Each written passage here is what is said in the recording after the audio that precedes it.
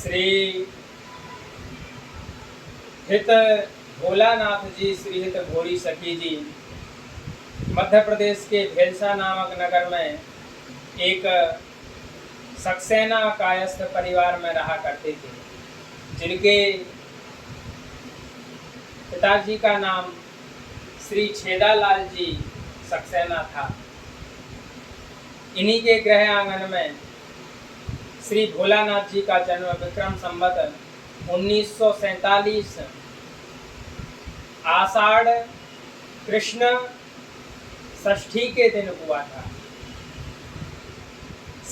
इनके सबसे बड़े भाई श्री बैजनाथ जी जज बनने के पश्चात सेवानिवृत्त हुए थे तथा दूसरे बड़े भाई वकील थे। श्री भोलानाथ जी को भक्ति एवं कवित्व के संस्कार जन्मजात ही प्राप्त हो गए थे। इन्हें अपने बचपन से ही भगवत प्राप्ति की लगन लग गई थी और बचपन से ही ये ठाकुर जी से अत्यंत प्रेम करने लगे थे। जब ये किशोरावस्था में प्रवेश कर रहे थे, तभी एक दिन बिना किसी को बताए अपने घर से बाहर चले गए और नरसिंहपुर की जंगलों में जाकर के ये मिले। तब इनके बड़े भाई इन्हें कोलारस लेकर के आ गए और वहाँ पर श्री गोपाल जी के मंदिर में श्री राधा वल्लभी संप्रदाय के श्री आचार्य श्री गोपी लाल जी महाराज से शरणागति मंत्र की दीक्षा दिलवा दी।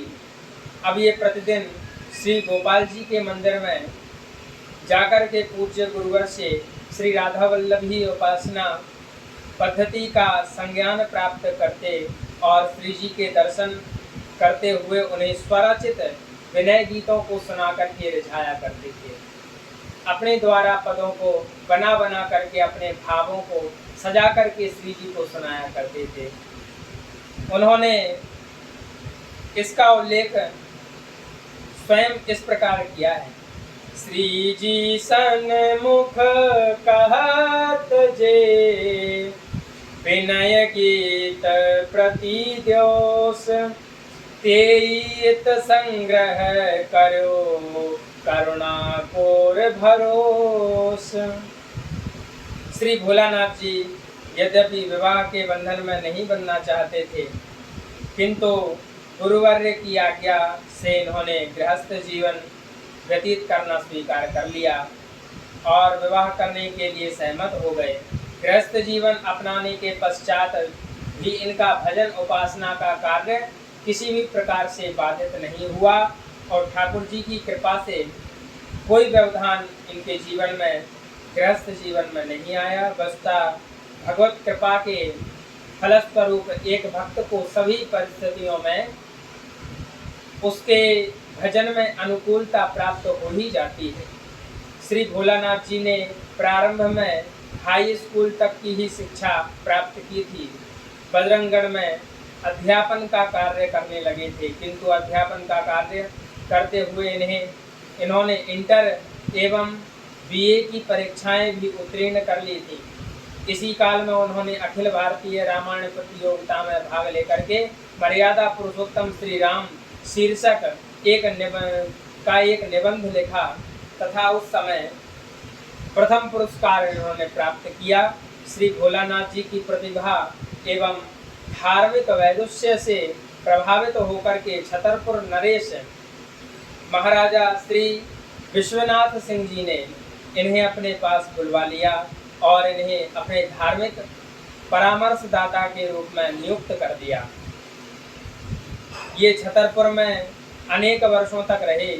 यहाँ इनका कार्य था केवल स्वाध्याय करना और निर्दिष्ट समय पर राजा साहब के पास जाकर के धार्मिक चर्चा करना। राजा साहब प्राचीन धार्मिक ग्रंथों के प्रसिद्ध संग्राहक थे। इन्होंने बहुत श्री राधा वल्लभी पाणियों का संग्रह भी किया हुआ था। श्री भोलानाथ जी को छतरपुर में रहते हुए स्वाध्याय एवं एकांत भजन का परम अद्भुत सहयोग प्राप्त सहज ही रूप से प्राप्त हो गया। फलतः इन्होंने विभिन्न भारतीय दर्शनों के साथ साथ श्री राधा वल्लभीय वाणियों का गहन चिंतन एवं मनन किया, अध्ययन किया, अनुशीलन किया तथा एकांत में भजन एवं पद रचना भी ये करने लगे। छतरपुर में रहते हुए श्री भोलानाथ जी ने वकालत की परीक्षा भी उत्तीर्ण कर ली और इसके पश्चात में राज्य की नौकरी छोड़कर के ये भेलसा चले आए। यहाँ रहते हुए वकालत करने लगे, किंतु गुरुवर्य के सानिध्य लाभ एवं प्रभु दर्शन की लालसा से के वशीभूत होकर के ये कोलारस में रहकर रहे और बड़े भाई श्री वैद्यनाथ जी के पास में वकालत करने लगे। प्रभु की भक्ति में रामायण का अनुरागी मन अधिक दिनों तक वकालत में रच नहीं पाया। सच को झूठ और झूठ को सच साबित करने वाले ऐसे पेशे में न लगा, अतः इन्होंने वकालत को छोड़ दिया। उसी समय ही छतरपुर नरेश का छतरपुर आकर के धार्मिक परामर्श दाता का पद पुनः संभालने का आग्रह पूर्ण आमंत्रण मिला, जिसे स्वीकार करते हुए ये छतरपुर चले आए। यद्यपि छतरपुर में इनका अधिकांश समय वाणी ग्रंथों के पठन, श्री लाडली लाल के रसमय लीला विलासों के चिंतन मनन में ही, पद रचना करने में ही व्यतीत होता था, तथापि इनका मन ब्रज में स्थित प्रेम रस धाम वृंदावन में अविचल भाव से वास प्राप्त करने लगा। कदम्ब के वृक्षों की छाया में बैठ करके जुगल नाम का निरंतर ये भजन करने लगे।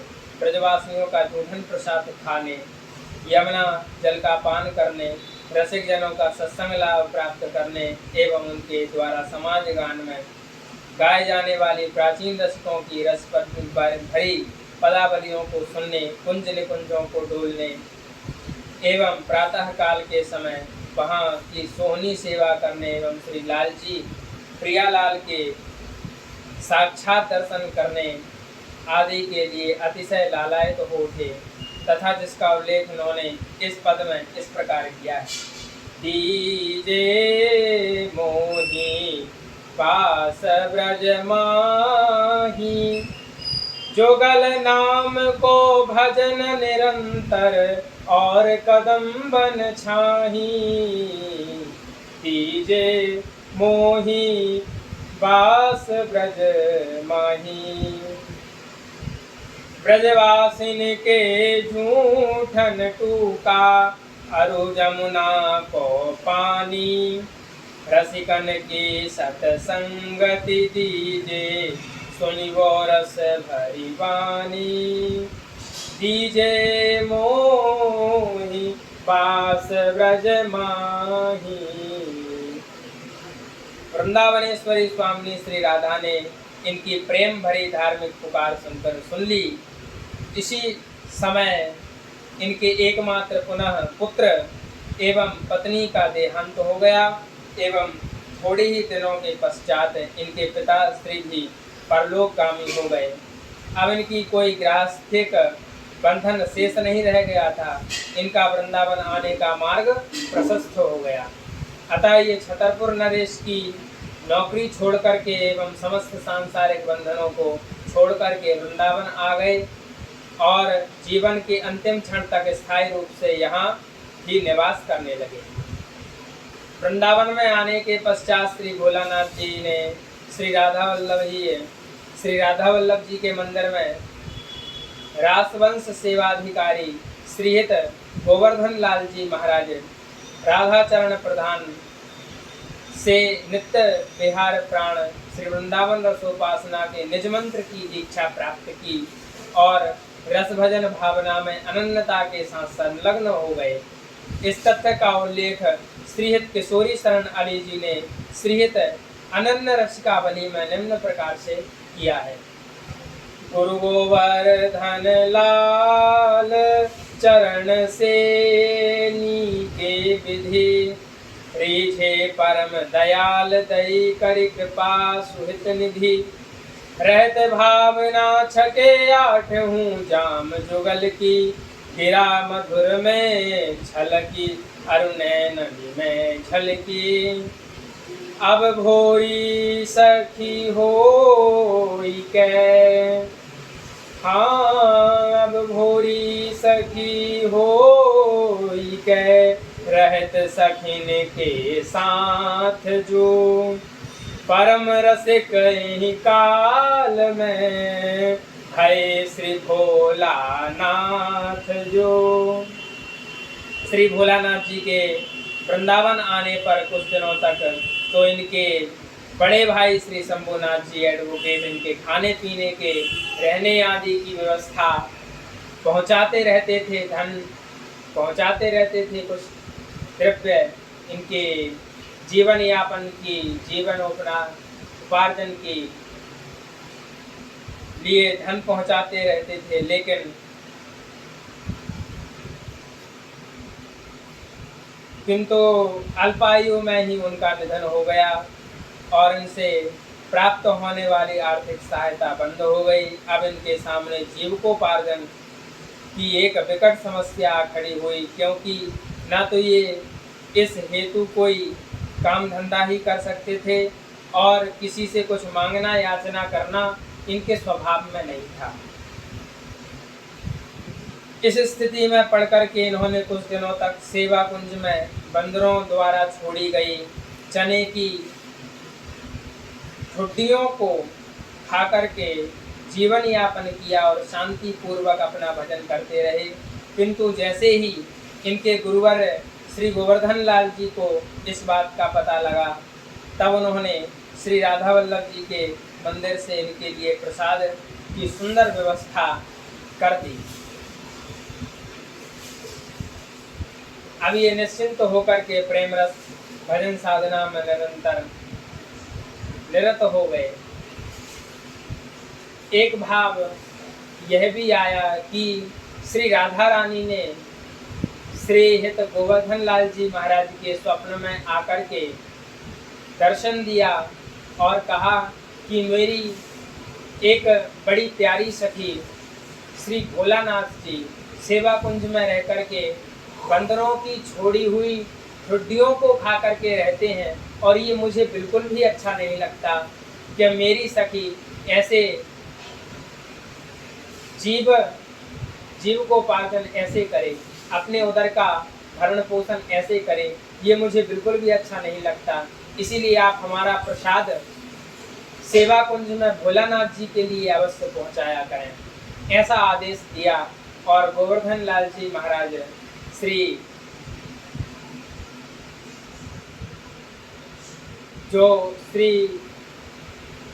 भोलानाथ जी के गुरुवर्य हैं, वो मंदिर से श्री भोलानाथ जी के लिए श्री राधा वल्लभ जी का राजभोग प्रसाद आदि पहुंचाने लगे। लेकिन भोलानाथ जी महाराज को ये अच्छा नहीं लगा कि और प्रसाद को अपने माथे से लगा करके प्रणाम करके श्री राधा रानी से वहीं खड़े खड़े ही कहने लगे कि हम तो आपसे ये नहीं चाहते कि आप हमें बड़े सुंदर सुंदर पकवान खिलाएं, बड़े सुंदर सुंदर व्यंजन खिलाएं। मेरी आस तो बस इतनी है कि आप मुझे दर्शन दें। आप मेरी लालसा को जानती हैं और फिर मुझे ये लालच देकर के क्यों फंसाना चाहती हैं। तो पूरा प्रसाद ले जा करके वो जमुना जी में बहा देते, बाकी थोड़ा सा उधर पूर्ति के लिए 2 रोटी मात्र रखते और बाकी सब यमुना जी को दे देते और कहते देखो प्यारी जी, मैंने आपका प्रसाद ये मैं यमुना जी को दे रही हूँ, क्योंकि मेरी आस तो बस इतनी है कि आप युगलवर, आप दोनों युगल सरकार आए और मुझे अपने संग लेकर के चले जाएं। मेरा भाव तो बस इतना ही है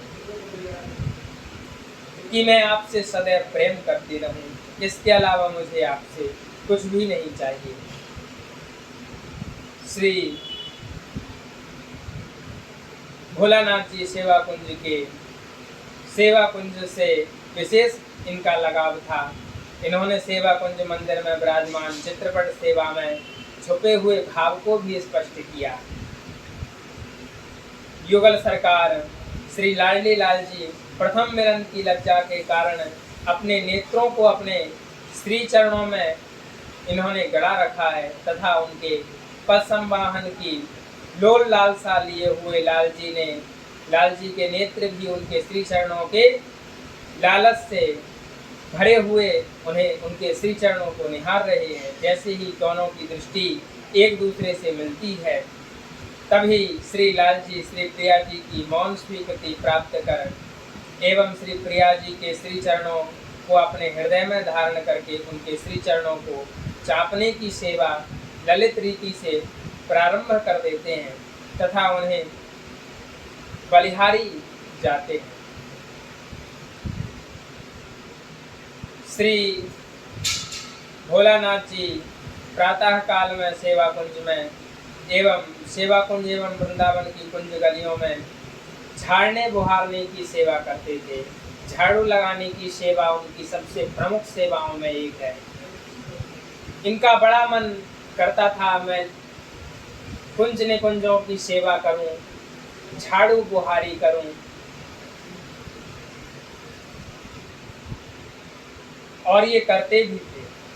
यातन हूँ मैं प्रीति सो तुम ही को दुलरात, श्रीवन बीथिन रमत है ये सोहिनी हाथ।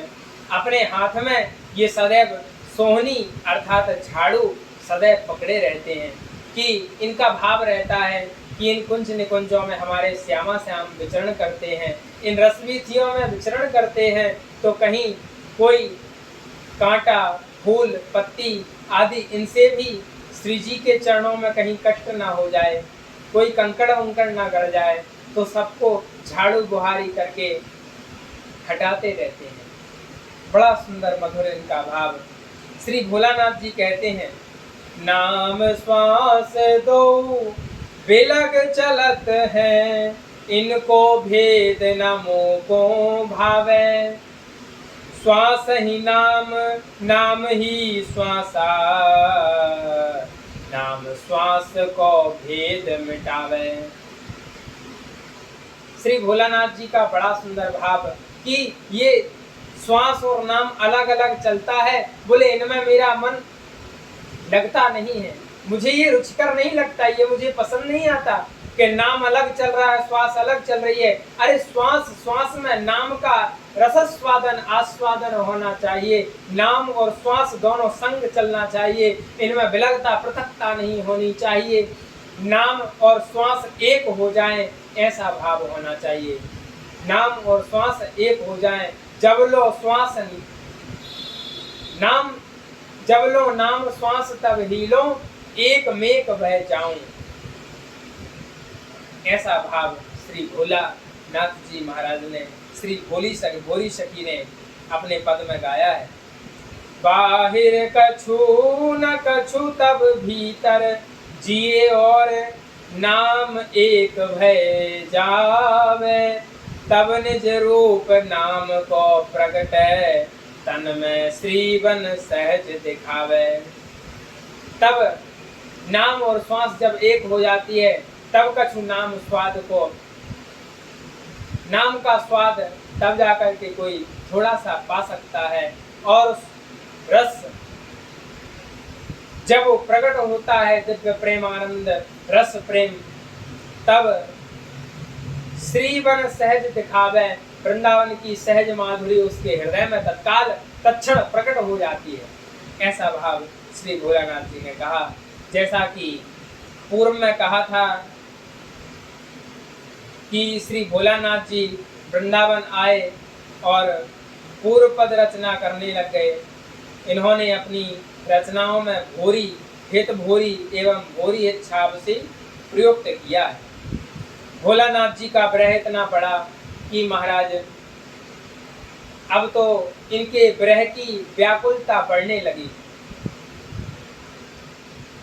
व्याकुलता जब बढ़ने लगी और ये कभी मूर्छित हो जाते, कभी गिर जाते, और जब जैसे होश आता, हा स्वामी हा करुणामयी हा सरकार, ऐसे श्री जी के करुण भाव से पुकारने लगते। वृंदावन में सायंकाल की वेला है और संपूर्ण वृंदावन में प्रेम रस धारा का वर्षण श्री सूर्य देव की लालिमा छाई हुई है, किरणें छाई हुई हैं, सूर्य अस्ताचल को जा रहे हैं, बड़ी सुंदर मंद मंद सुगंध चल रही है, रसवीथियों में युगल सरकार चलते हुए आ रहे हैं और श्री यहाँ पर भोलानाथ जी महाराज की विरह वेदना का दर्शन श्री भोलानाथ जी महाराज अपने प्राणों की परित्याग करने के लिए यमुना जी के पास आ गए और यमुना जी के पास आकर के श्री भोलानाथ जी महाराज ने यमुना जी के दर्शन करते हुए अपनी स्वामिनी श्री राधा रानी के लिए कहा कि हे स्वामिनी, अब आप नहीं मिलेंगी तो मैं अपने प्राणों के परित्याग कर दूंगा, क्योंकि अब मेरे भीतर ऐसी जीवन यापन करने की और ज़्यादा जीने की भावना नहीं रह गई है। अब मैं अपने जीवन लीला को यही समाप्त कर दूंगा।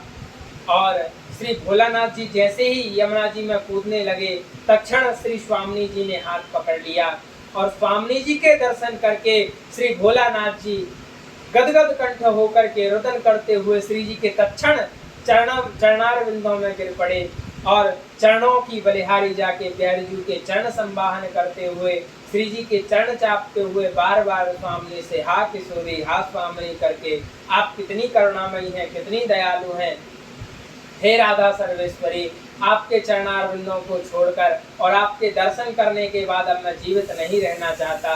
अब मात्र इनकी 42 वर्ष की आयु है श्री भोलानाथ जी महाराज की, और श्री स्वामिनी जी के दर्शन करे और कहा स्वामिनी जी, आपके दर्शन के अलावा अब किसी से मुझे मिलना नहीं है, किसी से कोई वार्ता करनी नहीं है, मुझे अब कुछ सुहाता नहीं है। प्यारी जू, आप मुझे अपनी सखियों के संग में रख लीजिए। और प्यारी जू ने कृपा कर दी, श्री भोलानाथ जी को अपनी सखियों के संग में रखा और श्री भोलानाथ जी को एक सुंदर सा अपनी सखियों के झुंड में मिलाकर के एक सुंदर सा नाम दिया और प्यारी जू ने स्वयं उनका नामकरण किया, हे हित भोरी सखी। बोलिए भोली सखी की जय, भोरी सखी जू की। ये सुंदर नाम श्री भोरी सखी श्री करुणामयी सरकार स्वामिनी श्री राधा जू ने ही श्री भोलानाथ जी को दिया, इसीलिए इनका नाम भोरी सखी हुआ। बड़े सुंदर भाव से इन्होंने श्री प्रिया जी की बड़ी विनम्र प्रार्थना करी एवं इनकी हार्दिक लालसा को देखते हुए मात्र 42 वर्ष की अल्पायु में ही विक्रम संवत 1989 की आषाढ़ शुक्ला षष्ठी के दिन इन्हें अपनी छत्र छाया में सदा रहने वाले अनंतानंद सखी परिकर में सम्मिलित कर लिया। किसी कवि हृदय रसिक ने प्रेम की पीड़ा से व्यथित इनके चारु चरित्र का प्रशस्त गान इन शब्दों में किया है।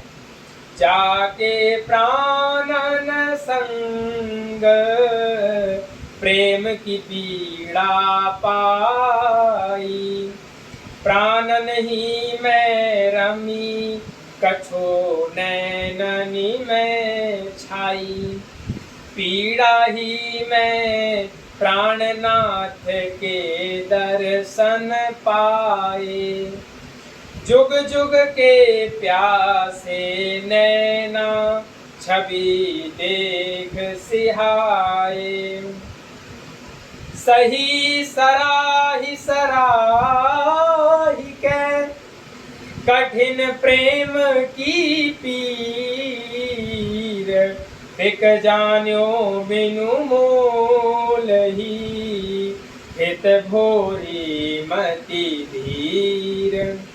श्री हित भोरी सखी जी को अपने परिकर में श्री स्वामिनी श्री राधा रानी ने सम्मिलित कर लिया और सदा सदा के लिए श्री हित भोरी सखी श्री राधा रानी के परिकर में सखी भाव से सम्मिलित हो गई। आज भी इनके बड़े सुंदर भावों को गाया जाता है। इनकी प्रमुख जो रचनाओं का संग्रहित किया गया है वो प्रेम की पीर के नाम से जगत में विख्यात इनकी वाणी जी हैं। बड़े सुंदर सुंदर भाव और पद। सर्वप्रथम इन्होंने गुरु वंदना की, फिर इन्होंने इष्ट वंदना की, फिर श्री स्वामिनी श्री राधा रानी के लिए सुंदर भावों को प्रदर्शित करते हुए इतने सुंदर सुंदर एक एक पद इनका भाव और ब्रह से परिपूर्ण है। ऐसी ये प्रेम की पीर के माध्यम से श्रीहित भोलानाथ जी महाराज के श्री चरणों में बारंबार प्रणाम करते हुए, श्रीहित भोरी सखी जू के बारंबार चरणारविंदों में प्रणाम करते हुए अपनी वाणी को मैं यहीं विश्राम करता हूँ।